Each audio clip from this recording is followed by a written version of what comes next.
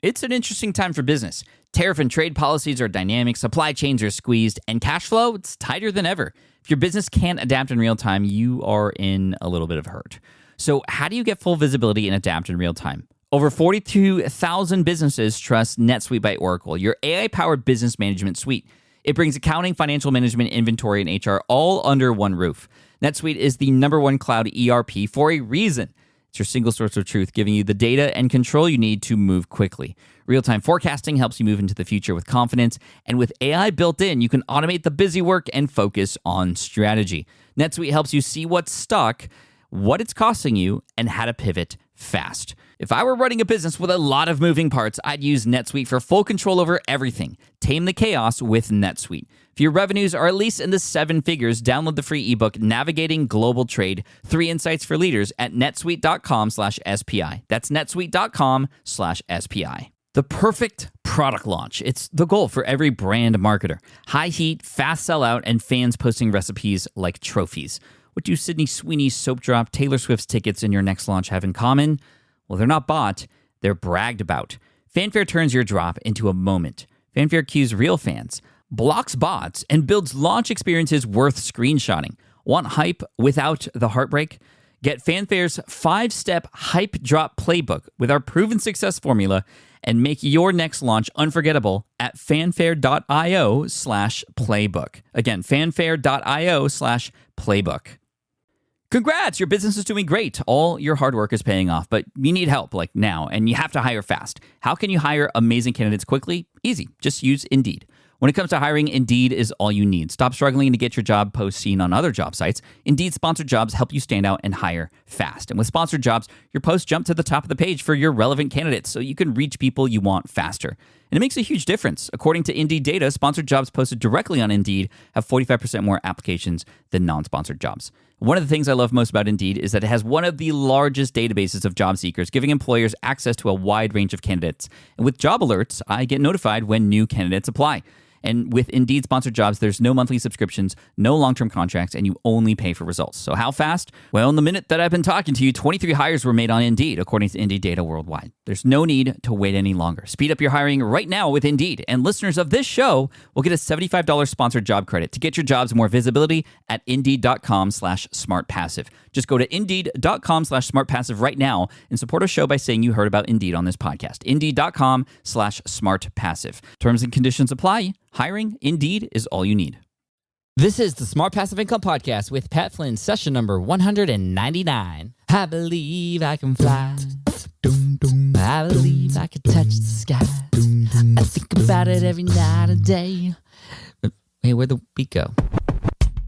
Welcome to the Smart Passive Income Podcast, where it's all about working hard now so you can sit back and reap the benefits later. And now your host. He was once in a steel drum band. Pat Flynn. Still using a copy-paste website? Break the template trap with Framer. Whether you're overwhelmed by traditional site builders or frustrated with cookie-cutter designs, Framer gives you the freedom to create a site that's professional, polished, and uniquely yours. Framer is the design-first, no-code website builder that lets anyone ship a production-ready site in minutes. It's free to start, allowing you to browse hundreds of pixel-perfect templates or even design something on your own on a totally blank canvas. Add bold animations like appear effects, text effects, parallax scrolling, scroll animations, looping animations, and much more in seconds. The built-in AI handles the heavy lifting, generating starter layouts, and can even translate your entire site to any language. Ready to build a site that looks hand-coded without hiring a developer? Launch your site for free at framer.com and use code SPI to get your first month of pro on the house. That's framer.com, promo code SPI. Framer.com, promo code SPI. Rules and restrictions may apply. Hiring shouldn't be a hassle or a drain on your budget. Upwork is your one-stop shop to find, hire, and pay top freelance talent, saving you time and keeping costs in check all in one place. Companies at every stage turn to Upwork to get things done and find more flexibility in the way that they staff key projects and initiatives by assessing a global marketplace filled with top talent in IT, web development, AI, design, administration support, marketing, and more. And I've personally used them myself and can vouch for them.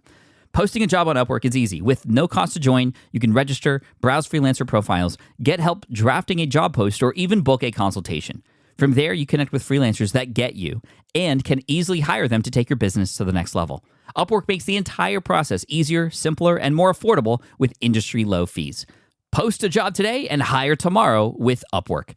Visit Upwork.com right now and post your job for free. That is Upwork.com to post your job for free and connect with top talent ready to help your business grow. That's UPWORK.com, Upwork.com. Go there now. Hey, what's up, everybody? Pat Flynn here. Thank you so much for joining me today. This is session 199 of the SPI podcast. We are one episode away from episode 200. How awesome is that? I mean, a lot of you have been here since the beginning, and whether this is your first episode or you've been with me forever, just thank you guys so much for all the support. And especially in regards to Will It Fly, this book that I just came out with this week is called Will It Fly? How to Test Your Next Business Idea So You Don't Waste Your Time and Money. And I'm really excited, not just because of the way the book's been going and just what you guys are saying about it, but also because I'm here today with a number of my team members who have helped shape and put together this book, not just the book itself and the manuscript, actually. We're not even going to be talking about that. We're going to be talking about the marketing of this book, and all that was kind of in and around the manuscript, all the other stuff in addition to the actual words of the book that had to happen in order to make this all happen. And so for those of you who haven't checked it out yet, you could see the book and check it out at willitflybook.com. Again, that's willitflybook.com. And I'm super happy to be joined by my team today. So, the interview is there with three other team members that are going to introduce themselves, and you'll hear all about them and their roles and all the things we had to do, a lot of the stuff that we cut out in terms of marketing and plans that we had that aren't happening anymore, and all this other stuff. So let's get right into it. You're going to hear a lot of tools, a lot of strategies, a lot of advice for marketing, not just books, but anything that you're coming out with. So pay attention, and here's my team. What's up, everybody? Thank you for joining me today. And I am actually joined by three other people on this particular podcast episode, three of my amazing team members who are helping me with the promotion, the marketing, the putting together of Will It Fly. And so I'm happy to introduce Matt, Jana, and Elise to the show. Welcome, guys. Thank you all for coming on. Hey, thanks for having us. Thanks, Pat. Thanks. So, Matt, let's start with you. I mean, I want to have everybody kind of introduce themselves really quick to talk about their role and what they've done for not only Will It Fly, but also just SPI in general, because you've all been working for me for a little bit now. And Matt, you more than anybody and longer than anybody. And everybody's gotten to know you a little bit in episode 138, which if you haven't heard that, I highly recommend you check it out. It was actually a different kind of episode than all the other ones that I have. It's very NPR style, startup, serial style, no murders involved, but it definitely was getting into the heads of who you guys were. And so, Matt, why don't you just reintroduce yourself and your role in SPI and specifically for Will It Fly?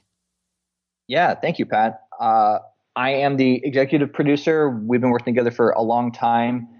Jana, Elise, other members of the team that aren't on the show today, Mindy and others, we work really hard on and are grateful to work on, Pat, a lot of the productions that we put out for you. So whether it's the consistent editorial stuff that we do, working on the website even, that is a lot of us. We like being behind the scenes. And as it pertains to Will It Fly, this is one of the great new projects that we've been working on. And it's fun that you actually referenced that old episode that we did kind of on the heels of your visit here to Columbus, because at the end of that episode, you sort of teased the idea of writing a big featured book.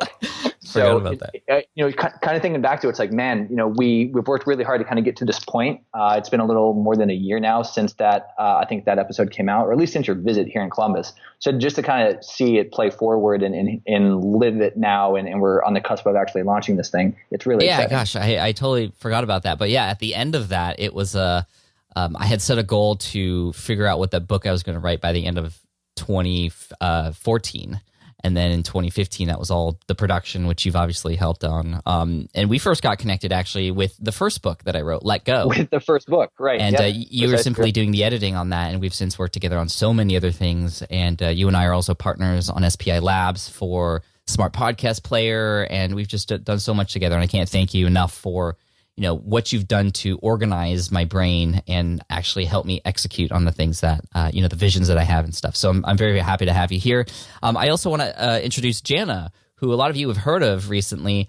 She's the one who cracks the whip on the editorial calendar and making sure, you knew I was going to put that in there, Jana. Yeah, of course. But she's been doing a great job of making sure that the team and myself especially stay up to date and on schedule and on task with primarily the editorial calendars. So she's the reason why you've been seeing more consistency, especially in the blog posts, but also the podcasts and SPI TV. And, she's also helped from a strategic point of view with wrapping all of our heads around, where are we going and why and what content would support all that. So, Jana, welcome to the show. Thank you for being here, and talk a little bit more about your role and kind of what it's been like to kind of come into the team very recently. Thanks, Pat. Yeah, definitely cracking the whip. It's like a loving, teasing, mocking term for what I do with project management in terms of setting the schedule, setting the deadline, and then just being the taskmaster, kind of making sure everybody's doing what they're supposed to be doing, checking in when things fall through the cracks. And I came onto the team, I would say midpoint last year, like June or July, and had been working with Matt for a couple of years before that. And he thought I would be a good fit for the SPI team to help streamline and help align across all the different the channels that you're using, blog, podcasts, SPI TV, and just kind of keeping things on track. Yeah, and you've been doing an amazing job. And, for me, I've learned that I need somebody on the other end to hold me accountable. I remember back when I was in architecture, I was a great employee. I don't think I would ever go back to doing anything like that. I'm always going to be continuing to work for myself, but I still find that, a lot of what motivates me to get things done is having other people who are in charge of things tell me what to do. And so, Jana, you've been instrumental in that regard. And, I think it all obviously transpires into content that people consume on all the different platforms. So thank you for that. And, I can't help but also want to thank some of the tools that we use to make the success of the team happen. And I know you've been very big on helping organize the team using CoSchedule. And yes, that's been massive for us, right? Yes, absolutely. We love that thing. Yeah. So we'll put a link to that in the show notes and stuff. But last but not least, definitely, is Elise, who's also come on board to help with a number of different things too, and now more recently the stuff for Will It Fly. So Elise, why don't you introduce yourself and your role for SPI, and then it would be a great way to lead into Will It Fly as well. Sure. So I do content management for Team Flynn. I've been working as sort of Jana's right-hand lady for Will It Fly, getting the word out about the book launch and also planning some cool stuff for launch day so that the day of the launch really gets pulled off with a bang. Yeah, and you've been great. I mean, with keeping track of everything in terms of the interviews that we're doing and also the launch party, which is happening on February 1st. So look out for that, guys. Or happened on February 1st. I don't even know, when is this episode going live? I can't even think right now. That's a question for Jana. Yeah, it's actually February 3rd after the launch day. Okay, good to know. See, guys, we record in advance, which is good, but you should probably know when these are going live so you can reference things properly. So that's my bad. But yeah, this will have gone out right after launch party, right after the launch. And, it'll be interesting because by the time this comes out, we will have some knowledge about how well the book has done and how well received it's been. So, I'm pretty sure it's going to do very well, and I definitely have you guys to thank for that. So let's get into the planning of this book in terms of the marketing, because that's what I want to focus on. I mean, we could talk a lot about the production and the writing process, and all of you have familiarity with that. And but let's get into the marketing. So, even before the book was done, we thought a lot about how this book was going to be shared with the world, and one of the first things we had to do was figure out, okay, the schedule. And so I want to talk a little bit about, all that comes with a book beyond the manuscript, because, writing a book is a challenge in and of itself, but then what happens afterwards and everything that happens around it is something that a lot of people don't even quite understand. So Matt, would you be able to speak to just helping people understand all that's involved with launching a book, not just writing it?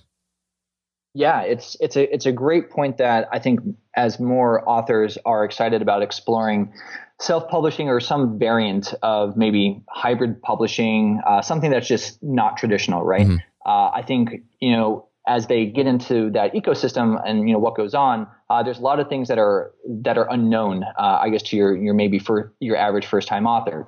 You have to think about not only the manuscript, you need to be thinking about the front matter and the back matter, of what is book.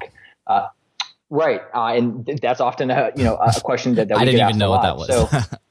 So the front matter are all of the pages that occur in the front of the book before the book really starts. So that could be a preface, that could be a foreword. It's the copyright page, the title page. It could be a page of blurbs. It could be a page of related work. It could be some marketing pages.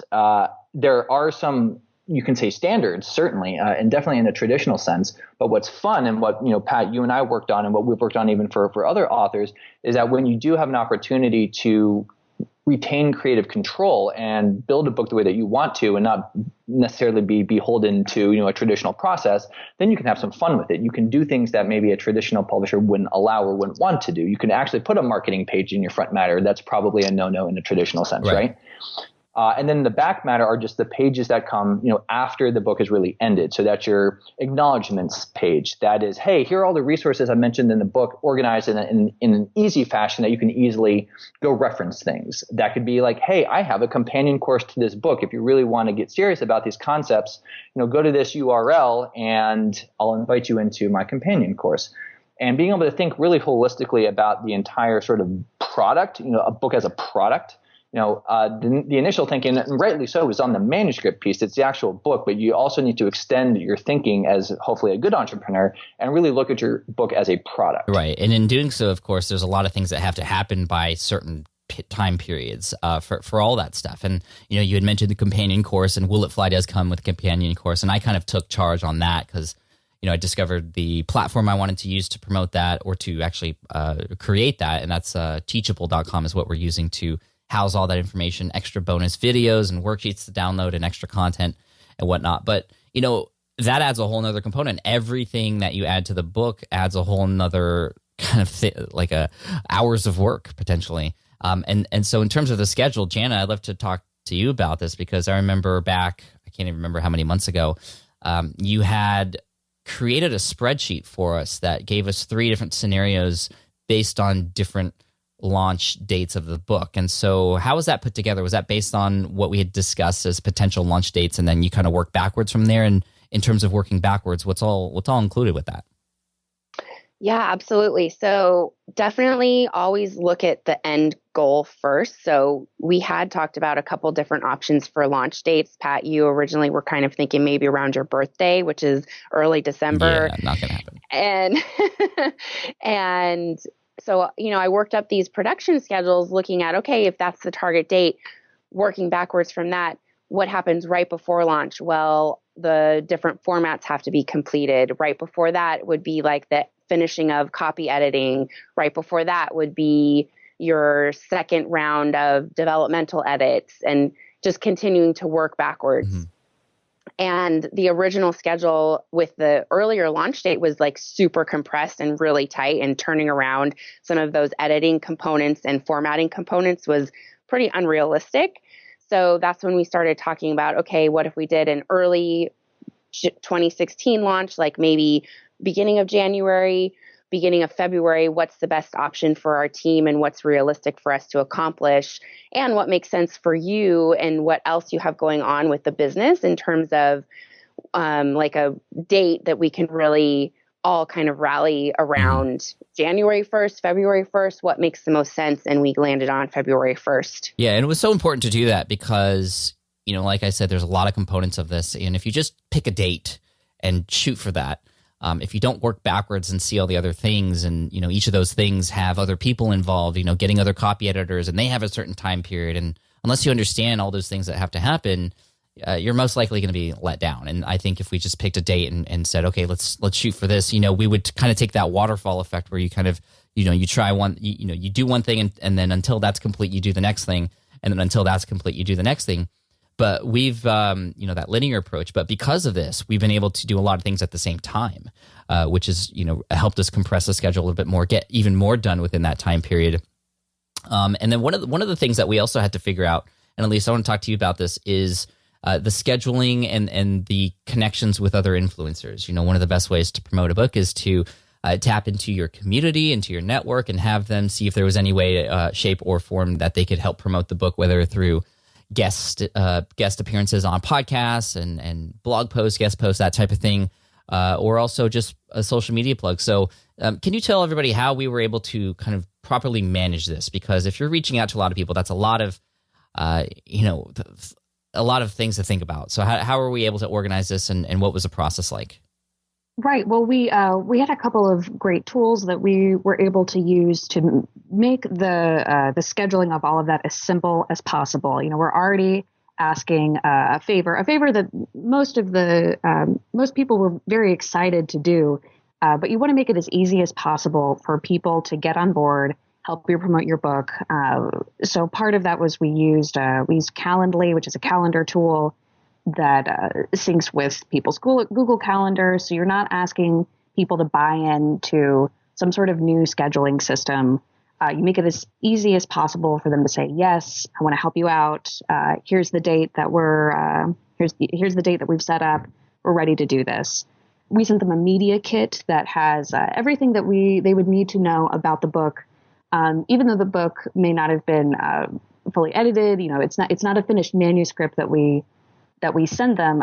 We give them enough information to get them excited, to tease the content of the book, everything that they would need to get excited about having you on their podcast, to having you guest blog for them, things like that. So those were all the things that we sent out to those folks that we wanted to have on our team to promote the book launch. And something that people always say is that you'd be surprised at how many people want to help you out with this. You know, we set a goal for how many podcasts we wanted to get you on to promote your book, and we surpassed that goal, which is really exciting and really just shows you that that people really do want to rally around you and help you out and get this.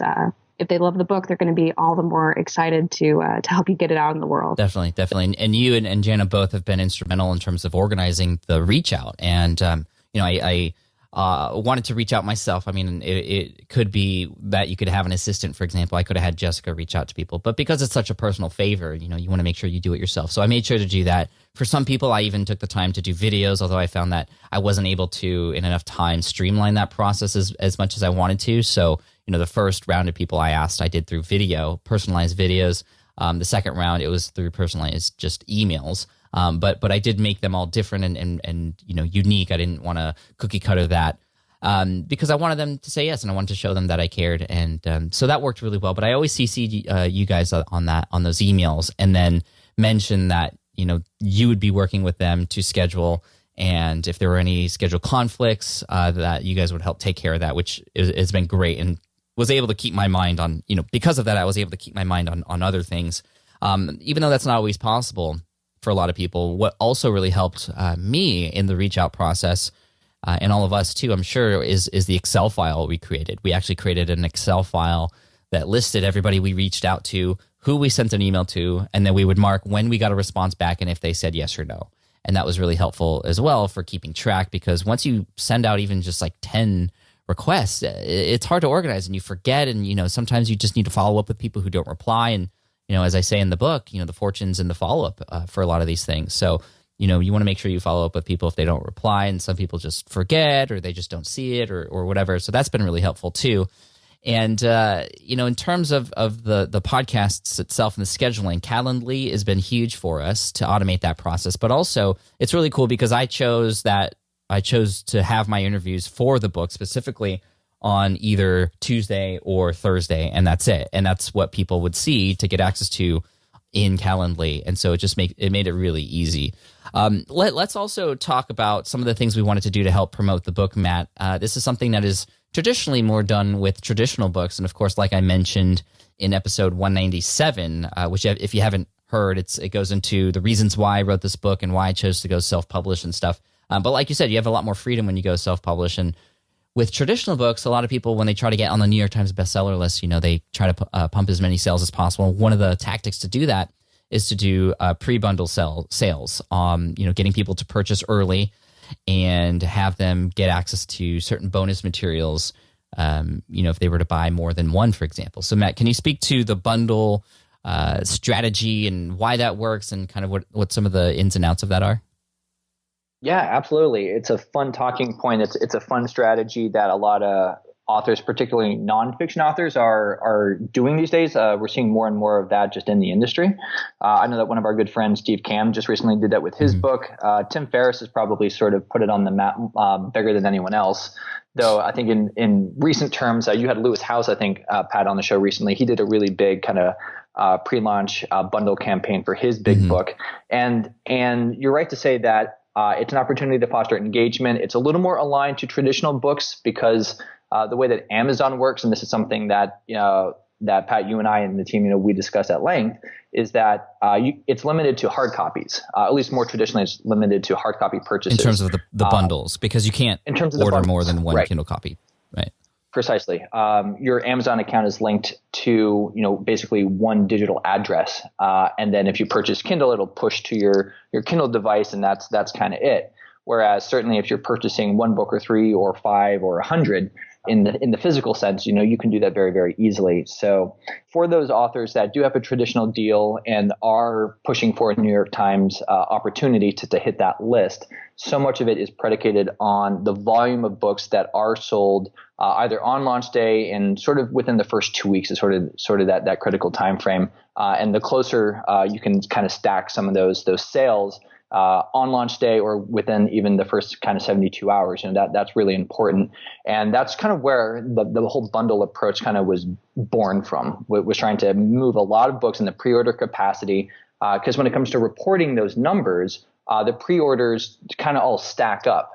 And then all kind of hit or run, if you will, on launch day. So we worked really hard to kind of structure a program for us and Pat, for your audience, certainly, that didn't just aim for New York Times bestseller list because we just want to put a good quality product out there, and you care more about the impact it has than necessarily per se like a vanity goal. But we still wanted to offer this because it's fun to do and it adds value. So we're excited to roll out and did roll out a number of bundles that add more exposure and insight into the knowledge of the books through like webinars and things. I had an opportunity to kind of pay it forward, which is consistent with what I think a lot of the book aspires to do and to evangelize. So it was fun to kind of structure that. Know your costs though. If you are putting in like t-shirts, limited edition t-shirts, or anything that would require sort of production and fulfillment, there's costs associated to that. And that's another element, Pat, that we've spent a lot of time talking about. And I do think that some maybe first-time authors that want to replicate a lot of this marketing strategy may not be fully aware of. And I think it's an important point to emphasize. Yeah, I mean, it sort of reminds me of Kickstarter, when people pay and pledge ahead of time to get access to, not only the product that people are creating for typically a discounted price, but to certain goods that they get as a result of kind of a reward at that price level. And I know personally a lot of people who have set up Kickstarter campaigns, and their campaigns do really well, but then with the fulfillment of all those rewards, they end up losing money, or just because they haven't been smart about it. So definitely consider your numbers. And the pre-bundle stuff, was I had wished I was able to do it to everybody in terms of Kindle, but it just didn't make sense because you can only get one Kindle copy. And so it was for people who wanted to get physical books, who potentially wanted to get more to be able to share, and I wanted to give those people a reward because of that. And of course, you had mentioned vanity goals, and I'm not going to lie, I want to be at the top, of course. And even though the book at this point isn't qualified for New York Times because it's self-published and not distributed in stores yet, there is a potential that will happen. But New York Times wasn't the main goal here, so I didn't want to just do things like that. And a lot of people who are on the New York Times bestseller list, I know some of them who just they end up purchasing it because you could pretty much buy your way there and with certain strategies. And this one I wanted to launch on my own, as my own, and potentially use that as leverage for book deals down the road if I do go traditional or some sort of hybrid model down the road. Now, speaking of more books, this is the first, part of the overall marketing strategy, not just with Will It Fly, but with SPI, is that this is going to be sort of the foundational book. I talked about this in episode 197. It's a non-threatening introduction, fun introduction, low entry to what online business is, how it can help you, and what your ideas might be and how they might fly or not. And this is going to be the start of a series of things that are happening on SPI. And I'm really excited because in a month or two, you're going to see a new redesign of the Smart Passive Income blog, which, Matt, I know you're heading with the team over at rocketcode.io to put together. And it's going to be amazing. You guys are going to be blown away. But beyond that, the courses and future books that are coming down the road, that kind of everything just leads into the next. And so I'm really excited. But we had also had some maybe a little bit too much ambition when we had created this sort of overall plan. So Jana, do you want to speak to kind of what my initial goals were and then how we kind of pulled back from that? Sure. Yeah, you were still kind of in the process of writing Will It Fly, finishing it up, and you were super ambitious. You were like, okay, 2016, I want to do one book, one course, like every other month, release a book and then release a course and then release a book and then release a course. And so I started working up a production schedule for you using trusty Google Doc spreadsheet. And that schedule was just pretty insane in terms of like your writing and team production. So you would essentially have been writing a new book while trying to edit and revise one book, while trying to produce the course for the book that was being released. It was crazy. So we definitely pulled back, scaled back, and decided, okay, a more realistic goal, especially now that we have gotten into the production and marketing of Will It Fly, and we're seeing exactly how long it takes and what all is involved. The more realistic goal is to pull back and do one more book in 2016, do your companion course for Will It Fly, and then do the companion book course for the new book in 2016. Yeah. Well, actually, to clarify, the companion course is the free course that comes with Will It Fly, which is already done. But the course, yes. Which I had talked about a lot last year, that's coming out, that Will It Fly will eventually lead into. And it just, when I saw that calendar again, this is the benefit of actually writing things down and production schedules. You actually get to see how overly ambitious we are sometimes and unrealistic. That's why I think that's why I think this is really important to talk about, because I definitely wanted to accomplish a lot, but I felt like once I saw that if I had actually done all those things, they wouldn't be to the quality that I would be happy with. And I would everything would be pushed back all the time. So we narrowed it down, and it's still important to have those goals. And now we have a production schedule for the future things that are coming out. And I already have some potential other books in mind, and the course is already starting in terms of production and outlining. And so I'm excited to share all that. But again, just to show you that you gotta be realistic about your goals too. And then somebody had mentioned, I don't know if it was you, Jana, or Matt, or maybe it was you, Elise, or somebody had mentioned, like, if I had actually done that, it would have been very overwhelming to the audience, because we have to give them time to digest. And if I had come out with all those things one after another, it would be too much, and I wouldn't give the things that we come out with enough opportunity to be there and be featured. So those are key things too. And Matt, is there anything else we're missing in terms of the production regarding the marketing aspect of this book? Was there anything that came up that we either got rid of or thought about, or maybe something else we did? A couple thoughts come to mind.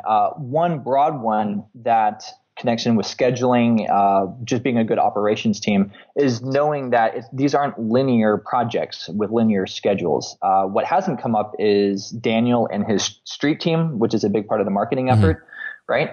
And they need inputs from us. So there's an association, there's a relationship between what the production schedule is in terms of editorial and graphics and designing the cover and all of these things, right? And then our ability from a lining up of dates and things to say, okay, Daniel, here are 3 concepts for the cover, and we're going to give exclusive access and preview to those 3 concepts to the digital street team that has signed up.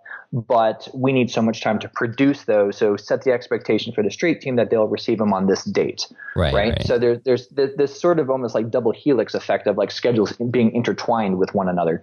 but at least chiefly between the true sort of operational production calendar that Jana has led and we talked about, and then a lot of the marketing efforts. So lining up, hey, when are you going to record the podcast interviews that Elise was managing? And then, oh, by the way, when are they going to come out? Mm-hmm. Right? When are those podcasts going to air for hopefully maximum effect from a marketing standpoint? Right.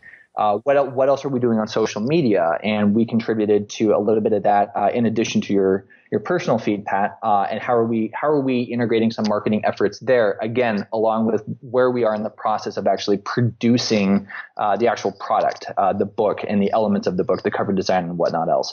So being able to homogenize a lot of that planning, that operational planning, is essential for success. And we had Daniel on, who is the manager of the launch team, last week on episode 198. So if you want to hear all about how to set up a launch team and all the ins and outs of that, listen to episode 198, and we'll obviously have that in the show notes here for this episode too. But yeah, it was, I'm glad you brought that up because, he was very much involved with marketing of this as we were, but he needed us to do certain things by certain times. And, of course, we had to work together in kind of this little dance that we did. So the marketing team was very important, and they've actually given us a lot of feedback in terms of the cover and also parts of the manuscript and whatnot as the book was being created. But then let's talk about longevity, because a lot of people think about the launch of a book and then that's it. Well, it's not just that. So we had to actually come up with a few things that we could do to increase the life of this book. And I can envision, of course, new editions coming down the road. A new edition of the 4-Hour Workweek came out a couple years later after Tim wrote his book in 2007. So that's a possibility too. But as far as the content in the book itself, one of the things I'm really excited about, where everybody on the team is going to get involved, is actually putting these things into practice and showing it. So there's a few ideas here, and I'm excited to share this with you guys. I don't think I mentioned this yet, but coming later this year, you're going to see actually the strategies and the tactics and the process, the mythology of Will It Fly actually put into play and get to see it all happen live. I'm going to be going through the validation process of a brand new business idea, similar to what Noah Kagan did with Sumo Jerky, getting his community involved. And I don't think I'm going to try and make $1,000 profit in 24 hours because I don't have access to some of the things that he does. But I definitely want to put this into play. And more importantly, I want to get others involved too and share success stories of people who have used Will It Fly to validate their products, and have that be not just a way for myself to share those success stories, but of course, in the big grand scheme of things, a way to remarket Will It Fly over time. And I think that's going to be really exciting. And so, Elise and Jana, we're going to have to make sure to get on that in terms of scheduling those interviews and trying to come up with a plan to collect those success stories and whatnot. And again, I think this will be a lot of fun to kind of walk people through the book, whether they got it already or not, to see what it's like, and just to show people, what can happen if you actually take action. So, I'm really excited to share all those things. And, we're already at the half-hour mark, which is kind of incredible. I can't believe we're already here. But, I know that we all have a lot to do. And, thank you guys for taking time out of your day today. I'm curious if we can go down the line one more time with Matt, Jana, and Elise. If you maybe have one tip based on your experience working with me and book production and just, your role in SPI and Will It Fly. For everybody out there who's listening, do you have one final tip for them to help them as they move forward with their projects, whether it's a book or anything? What's one tip that you have that they can take with them coming out of this podcast episode? So, Matt, we'll start with you.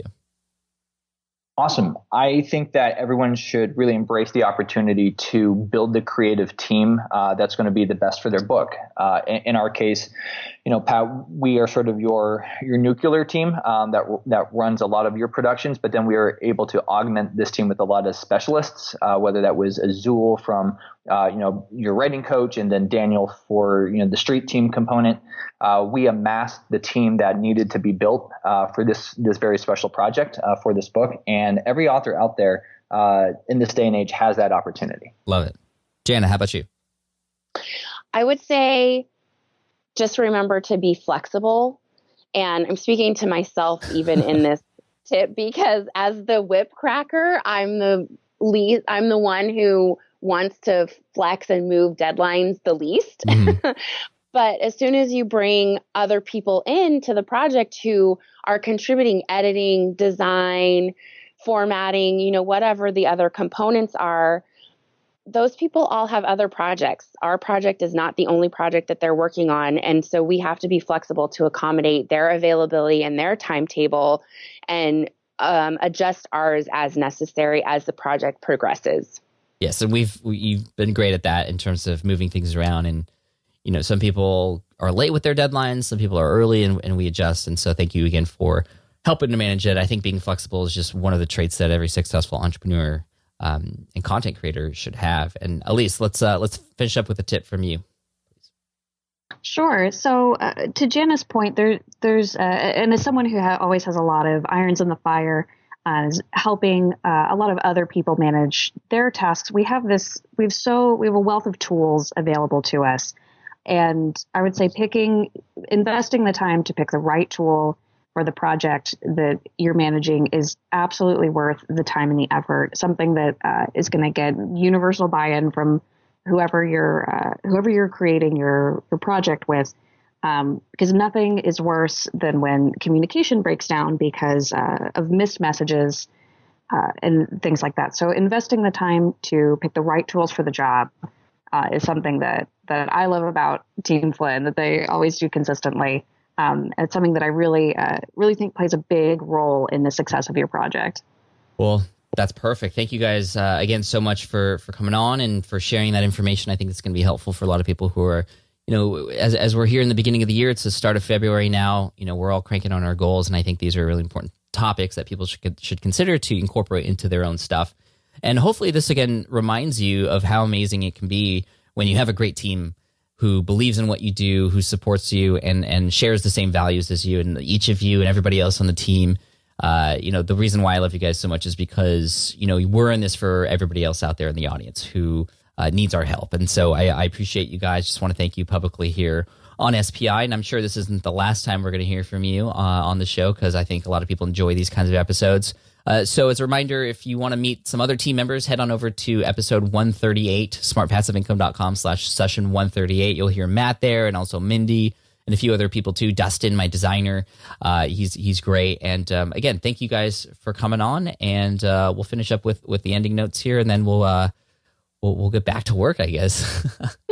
Thanks, Absolutely. Pat. Thank you, Pat. All right, I hope you enjoyed that interview with Matt, Jana, and Elise. And of course, there's a number of other people behind the scenes that are helping out with a number of things. Toby, who edits these episodes, and Mindy, who edits Ask Pat, and who does a lot of other producer type stuff. And, Eric, who does the Smart Podcast Player, and Brian, who makes sure the security is like top notch on the website, and all this other stuff. Like this is a great team that we've been able to build over time. And it's definitely happened over time, but more recently in the past couple of years, actually, a lot of I was a solopreneur for the longest time, and definitely I've seen bigger results as a result of growing my team, and that's something I was just never thought I would do, but now I know I had to do in order to grow, and not just grow to make more money. That's actually a byproduct of growing to serve more people. So if you can think about your business and the growth of it, and hiring other people and getting other people involved to help you serve more, if you do that and think about it that way, it's going to come back at you and reward you with whatever it is that you're allowing your audience to buy and get access to, and all the offers that you have for them. And, I feel like with Will It Fly, this book that's come out, it's the start of a number of different things that are happening with this shift from, just kind of scrappy entrepreneur, which is how we all start, of course, to CEO of the business. And it doesn't mean I'm going to be CEO, like you're not going to see me ever again. And kind of just be behind the scenes. No, I'm CEO. Like I'm actually managing this thing in a smarter way and actually providing more value to you. And like Matt and I talked about, it's not just the book and the course that's coming out later in the year, but it's also the new version of the website and all that's going to do to better serve you, because I've learned from you in the survey that we did last year that I just wasn't doing my best. And so I've really made that shift. I turned on the CEO switch. I've been learning from a lot of people who've been really, really taking their businesses to the 10X level. And that's what I want to do. But I want to 10X my serving to you. How do I serve you? Well, I want to 10X that, because I know if I can 10X the way I serve you, what I get back might even be greater than that. And that's where I'm coming from with Will It Fly. That's where I'm coming from with the course that's coming out and all the other things that are going to be happening. And that's where my heart is, and that's what I hope you guys see too. So thank you all so much for your support. I appreciate you and everything that you do to help me help you. So if you want to check it out, willitflybook.com is the place to go to check out the first of a series of things that are happening to better serve you here on SPI. Again, that's willitflybook.com. Thank you all so much for the reviews and the comments. A lot of you who had early access to the book are already leaving great comments and honest feedback on Amazon. And man, it's just insane where it's at now. So thank you guys so much. Love you guys. And I look forward to serving you in the next episode, where it's episode 200. And actually, I'm not going to make a huge deal out of the 200. I mean, it is a huge deal. 200 episodes is a lot of episodes, a lot of hours of recording and editing and whatnot.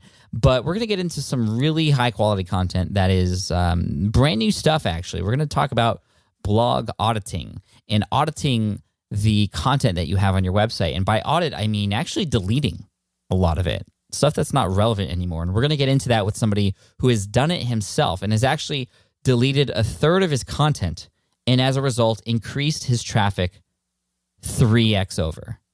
He's tripled his traffic by deleting a third of his content. And this isn't just, you'll hear all about it next week. It's a great episode. It's actually, I heard this person speak. He's actually in a mastermind group with me. I was there to record him give this presentation at FinCon last year, and the content was so good that I had to have him come on the show and share it. So Todd Tressiter from financialmentor.com is going to be on the show next week in episode 200. And again, I'm not going to do this huge big deal about the episode being 200 and have like 200 guests come on and talk about the top 200 tips that I learned from 200 years of, blogging. But we're just going to get into some good stuff. 200, we're going to start off with the next 100 with a bang and some high quality stuff that will definitely help you out. So look forward to that next week. Until then, thank you all so much again. One more time, willitflybook.com. Also, I want to take a quick moment just to thank you. I don't know if you realize this, but you, the listeners, have made a massive impact on the direction of where Smart Passive Income has gone. As a result of you, I've been interviewing certain guests that you've recommended. As a result of your recommendations, I've been tackling different topics that are of high interest to you. In addition to that, I created a brand new podcast called Ask Pat, which you may have heard of before. And on that show, I answer voicemail questions from you as well. You can actually check that out at askpat.com. But that wouldn't happen if it wasn't for you. Obviously, Ask Pat, there needs to be questions in addition to my answers in order to make that show a success. And I'm so thankful that it's there. And I have you to thank for that. I also have you to thank for pushing me to create some online courses to help you through a number of the different problems and pains that you might be having with your online business, the scaling of it, just even the start and the process of it. Even though there's a lot of great free information here via the podcast, I know this from my own experience as well, courses can be life-changing because you purchase a course and you are just in that mindset of actually doing that thing that course tells you to do. And I have a number of different courses available to you if that's the kind of thing you need in order to actually finally start getting results and taking action. So I know a number of you have already taken action, which is fine. Like, I'm not trying to push these courses on you, but they are there and available for those of you who would much prefer to get that targeted information and the accountability and the hand-holding through those processes. So if you want to check out and see all the courses that are available to you, all you have to do is go to smartpassiveincome.com/courses. That's a page that's going to continually grow over time as well. So keep checking back, smartpassiveincome.com/courses. And I look forward to hopefully seeing you there. Thanks so much. I appreciate you. Again, the show notes for this available are at smartpassiveincome.com/session199. I appreciate you, and I look forward to serving you in next week's episode. Cheers. Take care. Love you guys. Bye. Thanks for listening to the Smart Passive Income Podcast at www.smartpassiveincome.com.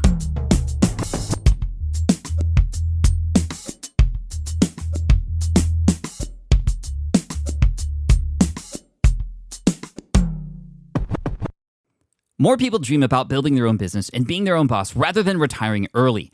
But a majority of them never even take the first steps to register the business. Why? Because starting a business can feel overwhelming. With legal forms, paperwork, finances, it's a lot. And that's where Taylor Brands comes in. Taylor is a complete business builder designed to make launching your business simple and stress-free.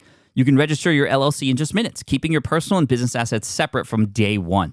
And from there, you can get access to everything you need to get off the ground, from legal documents, licenses and permits, invoicing and bookkeeping tools, and even a 100-day business coaching program to help you hit the ground running. You'll also get a free personalized business plan, branding tools, and so much more. And of course, our listeners get an exclusive 35% discount to get started. Just head to tailorbrands.com/SPI. That's TAILORBRANDS.com/SPI. Stop dreaming, start building with Tailor Brands. Look, I get it. You want to grow your business, but trying to sell to hundreds or even thousands of people gets very exhausting very fast. But what if you could sell at scale with a simple, powerful quiz? Score App helps you sell to more people without adding more to your plate. You build a quiz or assessment that your audience actually wants to take. Then they answer a few quick questions and get a personalized result right away. It shows them where they're at and what they need to do next and how you can help. And you build huge amounts of trust before you make even a single offer. No hard sell, no chasing leads, just value at scale. Get 50% off the first 3 months using the discount code SPI. All you have to do is just head to scoreapp.com/SPI. Again, that's scoreapp.com/SPI.